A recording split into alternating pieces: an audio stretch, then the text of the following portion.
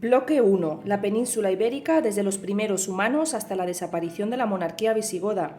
¿Qué vamos a aprender? Pues en esta primera parte del vídeo vamos a hacer un recorrido por la prehistoria de España, desde el Paleolítico con los primeros homínidos, pasando por el Neolítico y la Edad de los metales. Aquí tenemos un eje cronológico. Como veis, es un periodo muy largo de la historia de la península ibérica. Pero no os asustéis, ya que la mayor parte del tiempo de este eje cronológico sucede en la prehistoria. Recordad que en la prehistoria el ser humano aún no escribía, por eso sabemos y conocemos de este periodo a través de la arqueología, y por lo tanto tenemos pocos datos fehacientes. Aunque la escritura fue inventada en Mesopotamia en torno al 3500 a.C., en Hispania, como podéis ver, la edad de los metales se alarga incluso hasta el año 1000 a.C. Podemos decir, por tanto, que los periodos del Paleolítico, Neolítico y Edad de los metales en la península ibérica llegan más tarde que lo hacen en los lugares de origen, como en la zona del Próximo Oriente. A partir de ese siglo VI o a partir del siglo III a.C., ya entramos en la Edad Antigua dentro de la historia de la península ibérica. Podemos ver esos pueblos colonizadores como fenicios, griegos, cartagineses y también los pueblos prerromanos como los íberos y los celtas. En color azul podemos ver cómo ya llega el periodo de la Hispania romana, a partir del 218 a.C., y cómo se va a alargar su dominio hasta el 476 después de Cristo, cuando Roma caiga en manos de las tribus bárbaras. De esta manera, a partir del 476 se inicia la Edad Media, ya que la caída de Roma fue un impacto muy grande en el mundo occidental, que los historiadores consideran una fecha importante de cambio de edad o de periodo. Lo mismo ocurrió en la península ibérica. Al desaparecer el poder romano, los pueblos bárbaros, en este caso el reino germánico visigodo, entrará en la península ibérica y creará el reino visigodo con capital en Toledo. Los primeros pobladores, el Paleolítico, del 800.000 a.C. al 5.000 a.C. Por la arqueología se sabe que habitaban grupos del género Homo en la península ibérica hace casi 1 millón de años. Estos primeros seres humanos evolucionaron de unas sociedades cazadoras-recolectoras típicas del Paleolítico a otras productoras de alimento, Neolítico, que van a descubrir por lo tanto la agricultura y la ganadería. Más tarde van a descubrir la fundición y la aleación de los metales en esa edad de los metales, empezando por el cobre, bronce y el hierro. Los restos más antiguos de la existencia de seres humanos en la península han sido hallados en el yacimiento de la Gran Dolina, en la Sierra de Atapuerca, en la provincia de Burgos. 86 fósiles pertenecientes a 6 individuos, con una antigüedad aproximada de 800.000 años. Los arqueólogos llegaron a la conclusión de que se trataba de una nueva especie de origen africano a la que llamaron Homo antecessor, que significa Homo explorador. Se cree, por tanto, que fue un antepasado común tanto para los Homo sapiens, que también habían nacido en África, como también el Homo antecessor podría ser un antepasado del Homo neanderthalensis, típico de Europa. De hecho, el Homo antecessor era muy parecido al Homo sapiens y tenía una capacidad craneal de unos 1000 centímetros cúbicos. En cambio, el Homo neanderthalensis, ese Homo típico de Europa, tenía un aspecto mucho más robusto, unas cejas prominentes, frente huidiza, es decir, casi sin frente, y grandes mandíbulas, y presentaba una capacidad craneal superior a la actual, a la del Homo sapiens sapiens, en torno a 1500 centímetros cúbicos. Recordad que la nuestra está en torno a 1450 centímetros cúbicos.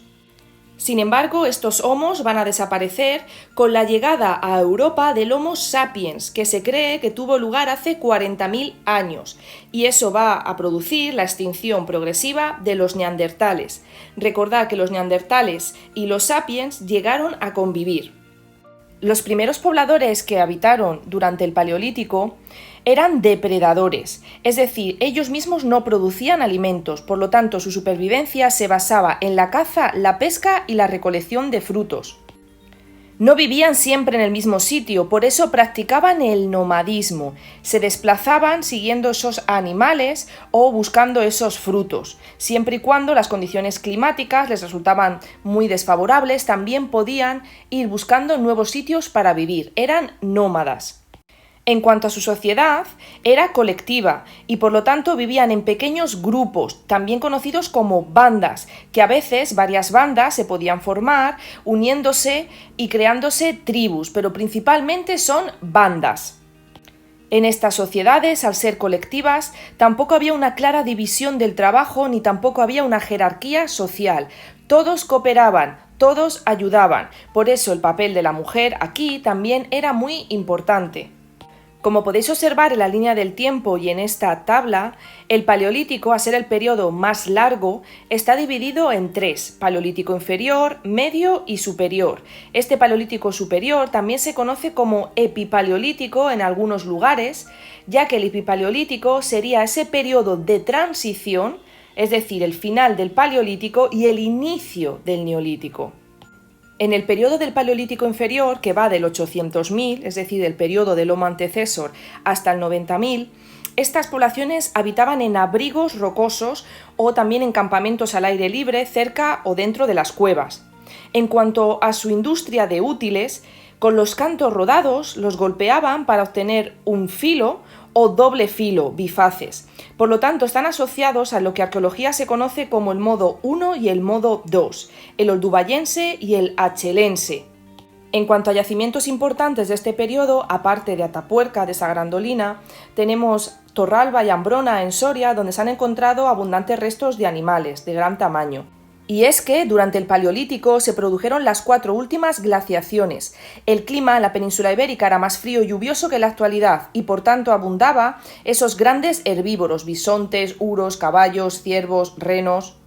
En cuanto al Paleolítico medio, en torno al 90.000 y el 35.000 a.C., ya no nos encontramos al Homo antecesor, sino al Homo neanderthalensis, que conocía el fuego y vivía en cuevas. Este va a hacer unos instrumentos de sílex mucho más perfeccionados: raederas, raspadoras, puntas, denticulados, cuchillos, incluso de pequeño tamaño, creando cierta especialización. Los yacimientos más importantes son los que tenéis aquí: la Cueva del Castillo en Cantabria, pero vamos a destacar también, ya que estamos en Andalucía, la Carihuela en Granada o restos de neandertales encontrados en Gibraltar. Por último, el periodo del Paleolítico superior, que se junta después con ese Epipaleolítico. Aquí nos vamos a encontrar con la sustitución de ese Homo neandertal por el hombre de Cromañón, que es el Homo sapiens, que es muy parecido al actual. Aquí ya se perfecciona todavía más esa industria lítica, llegando al modo 4, a ese perfeccionamiento, incluso utilizando hueso, asta y microlitos. Se cree que la península ibérica fue el último refugio de los neandertales y solo fue conquistada por los cromañones, por los Homo sapiens, cuando se produjo la última glaciación en torno al 29.000 a.C., cuando ya entonces nos encontramos solo con Homo sapiens. Es también en este Paleolítico superior cuando aparece el arte rupestre y ese arte mobiliar. El arte rupestre es ese arte que se hace en la roca, de ahí su nombre, en las cuevas. La península ibérica posee un gran número de cuevas o abrigos que conservan pinturas y grabados paleolíticos. La mayoría se concentran en la zona de Cantabria, Asturias, Cantabria y País Vasco. Destaca por encima de todos la cueva de Altamira, que constituye una de las mejores muestras mundiales de arte paleolítico. Vamos a ver las principales características de este arte rupestre cantábrico. Se trata de un arte figurativo en el que destacan los animales como bisontes, ciervos, caballos, jabalís, pintados con una técnica naturalista.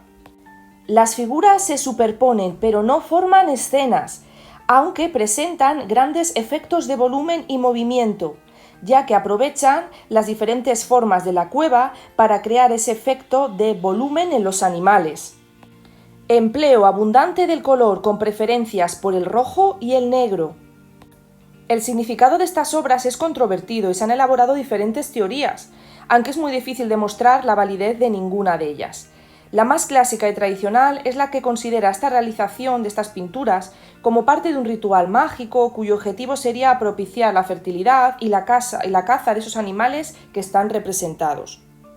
Además de esta pintura paleolítica rupestre, nos podemos encontrar con la pintura rupestre de la zona levantina, pero tened cuidado, ya que esta es de finales del Paleolítico, por lo tanto, estamos hablando de un epipaleolítico o de un neolítico. Muchas de estas pinturas levantinas no se encuentran dentro de cuevas, sino al aire libre, en abrigos o agujeros que se forman en la zona de los acantilados, lo que demuestra que ya se había producido una mejoría en el clima y por lo tanto ya estamos dentro de ese neolítico. Destaca Valtorta en Castellón. Las características principales de esta pintura se diferencian de la paleolítica cantábrica, ya que aquí sí que hay escenas de carácter narrativo, como cacerías, danzas rituales, recolección de la miel, y también ya empiezan a dibujar figuras humanas. Utilizan colores planos, normalmente son monocromáticas, o el rojo o el negro, y todas se caracterizan por una gran estilización de las formas, que van a tender a la esquematización. En Andalucía destacaría las manifestaciones rupestres halladas en la cueva de Nerja y en las cuevas de la Pileta y del Gato, en la serranía de Ronda. La mayor parte de las figuras son humanas y sin policromía y representan danzas rituales. El Neolítico. Hacia el año 5000 a.C. surgen en la península ibérica las primeras comunidades neolíticas. Debido, al parecer, a la aculturación, es decir, a la difusión de las ideas del descubrimiento de la agricultura y de la ganadería por las costas mediterráneas de gentes o de poblaciones procedentes de Oriente Próximo. Por tanto, se puede decir que no surge de forma autóctona dentro de la península ibérica, sino que es traída esa agricultura y esa ganadería por otros pueblos desde el exterior. El aumento de la población y la disminución de la caza obligaron a pasar de una economía depredadora, cazadora-recolectora, a una economía productora, basada en la agricultura y la domesticación de animales. La gran ventaja de la agricultura respecto a la caza es que permite producir más cantidad de alimento por unidad de superficie y por tanto posibilita mantener a poblaciones más densas y en crecimiento. Sin embargo, tiene también sus inconvenientes, ya que requiere invertir más esfuerzo y más tiempo de trabajo que la caza y recolección, y proporciona una dieta alimenticia más pobre. La agricultura condujo a la sedentarización, ese fue el cambio importante, dejan de ser nómadas y quedan fijos en un mismo lugar, ya que ya producen sus propios alimentos y no tienen que ir detrás de la caza ni de esos productos silvestres de la naturaleza. También la sociedad va a cambiar, los grupos van a adquirir cierta complejidad y por lo tanto se va a empezar a crear una división social del trabajo. Unos van a ser los jefes, otros los sacerdotes, otros los guerreros, otros los agricultores, pastores. Originó, por tanto, diferencias de riqueza y de poder entre sus miembros. La primera fase del Neolítico, conocida como el Neolítico inicial, en la península ibérica se desarrolló fundamentalmente alrededor del Mediterráneo y sobre todo en la costa valenciana, aunque también son muy relevantes la zona de Nerja, Málaga y la zona de Almería. Aquí los asentamientos son fundamentalmente en cuevas y se identifican por la presencia de cerámica cardial. Este tipo de cerámica se llama así por la decoración que tenían. Utilizaban la concha de un molusco, el Cardion edule, para imprimir esas imágenes en esa cerámica que después endurecían. También en este periodo del Neolítico inicial surgen los primeros utensilios relacionados con los trabajos agrícolas, hachas, azadas de piedra, pulidas, hoces, molinos de mano. También existen evidencias de que ya cultivaban trigo, cebada y leguminosas, y de que domesticaban animales, especialmente ovejas y cabras. El Neolítico pleno va del 4000 al 2000 a.C. En esta etapa, los yacimientos no se sitúan en zonas montañosas, sino que ocupan las tierras fértiles y bien regadas de los llanos, en los que se construyen poblados estables.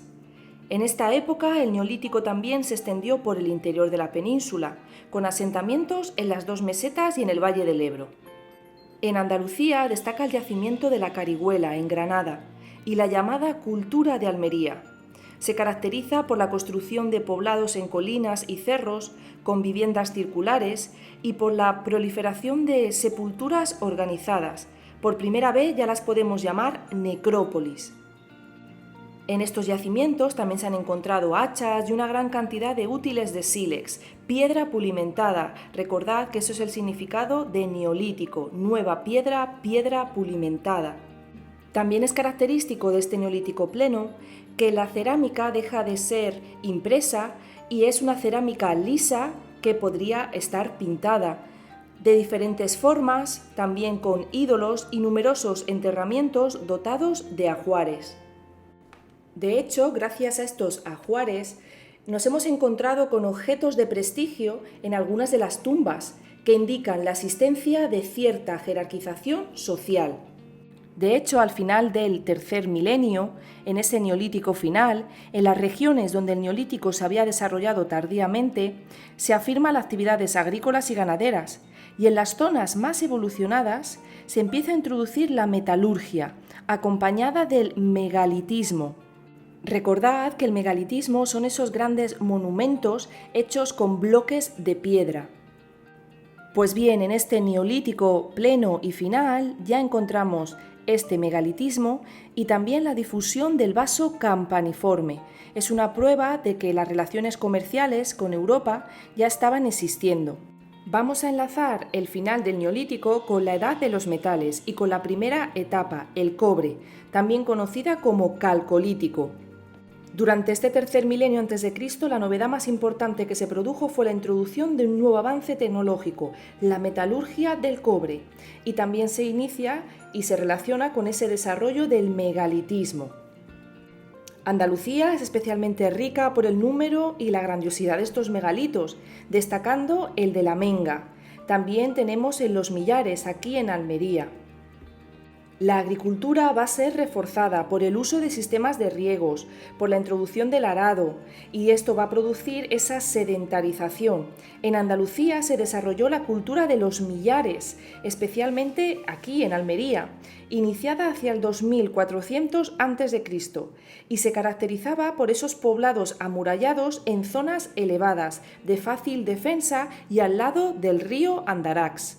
En el exterior del poblado se situaba la necrópolis, esa ciudad de los muertos, el cementerio, con abundancia de enterramientos megalíticos, colectivos, pero que presentaban una acusada diferenciación social en las tumbas, marcándose aún más esa jerarquización que ya venía desde el neolítico, pues ahora en la edad de los metales aún más.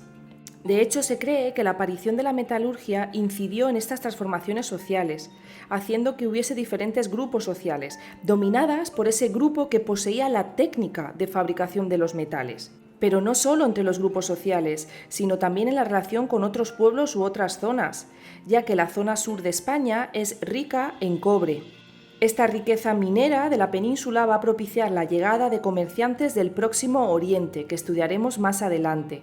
Pero este flujo va a aportar nuevas ideas, nuevas tecnologías, nuevas especies de agrícolas y ganaderas, diferentes creencias o modos de entender la vida. Y es que aquí en Almería contamos con el yacimiento calcolítico más antiguo de la península ibérica, Los Millares. Es una estructura urbana de diferentes poblados fortificados, hasta 3, con enterramientos en tumba llamados tolos, los toloi, iconografía muy típica de ídolos oculados que incluso se extiende por el resto del sur peninsular, del resto de Andalucía, casas redondas hechas de adobe y cubiertas de ramajes. Dejamos atrás el cobre y nos adentramos en el bronce, que comienza a partir del 2000-2200 a.C. Recordad que el bronce se forma de la aleación del cobre con el estaño, por lo tanto va a ser un metal más duro que el anterior, que el cobre. Este bronce va a estar asociado a un tipo de cerámica, el vaso campaniforme, que es una cerámica que tiene forma de campana invertida, que se va a extender por toda Europa, incluso llega a Millares, donde se han encontrado restos de vaso campaniforme en el último periodo del cobre, por lo tanto en inicios del bronce. Hacia el 1800 a.C. se desarrolló la metalurgia del bronce, que en Andalucía se difundió a través de otra cultura que está en Almería, el Argar, cuyos poblados ocupaban una amplia zona del sudeste peninsular, extendida incluso por las actuales provincias de Murcia, Almería, Alicante, Granada, Jaén e incluso Albacete. Podéis observarlo en el mapa. Estos poblados estaban rodeados de murallas y de torres defensivas y tenían un urbanismo hecho con calles estrechas, pero viviendas rectangulares, a diferencia de Millares, que las tenía circulares.